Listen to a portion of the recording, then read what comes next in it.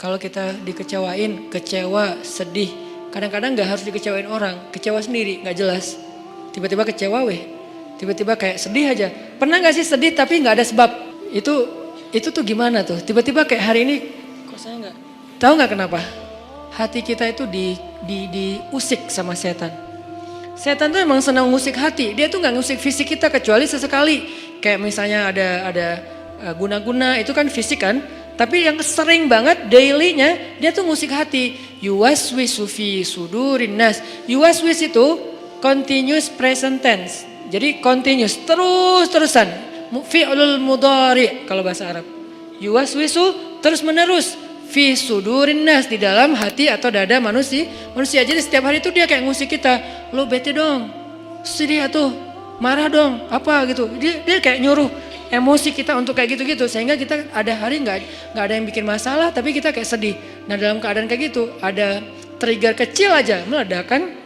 Nah gimana ngobatinnya? Satu doa, ya Jabbar, itu panggilan orang yang sedang sakit hati. Jadi satu artinya untuk orang yang lagi dizalimi, satu lagi untuk orang yang lagi hatinya kayak sedih, kayak disakitin. Nggak sebesar zolim sih, cuman ya lumayan lah, bikin gak bisa tidur, bikin tumbuh jerawat gara-gara itu gitu kan ya. Jadi intinya adalah panggil Allah kalau kita lagi sakit hati dan dikecewain. Ya Allah, ya Jabbar. Salah satu doa minta disembuhkan kecewa dan sakit hati di dalam sholat adalah Rabbighfirli warhamni wajburni. Kalimat wajburni selama ini kita baca enggak? Apa arti wajburni? Bukan paksa aku dong Allah, enggak. Padahal arti Jabbar juga yang memaksa kepada kehendaknya. Tapi kalimat wajburni, makna Jabbar di sini makna yang ketiga di antara tiga makna Jabbar, yaitu yang mengobati sakit hati. Wajburni itu artinya kalau kita terjemahin, sembuhkanlah sakit hati saya. Atau bahasa lain juga bisa diterjemahin, hiburlah aku ya Allah, aku lagi sedih nih. Kalau kita ke teman gitu ya, hibur aku dong, gue lagi sedih nih. Ya udah yuk kita main, ya udah yuk kita jalan, ya udah kita nonton, ya udah kita ngopi, ya udah kita makan, ya udah apalah terserah. Yang jelas kita ngadu ke dia, minta dihibur pas kita lagi sedih. Nah cara ngadu ke Allah pas kita lagi sedih supaya dihibur oleh Allah, wajburni ya Jabbar.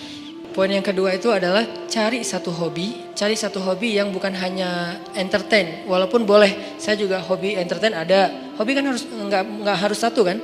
Entertain ada hobinya, olahraga ada, hangout jalan ada. Tapi selain ini bagus semuanya. Tapi tambahin satu lagi, hobi ibadah.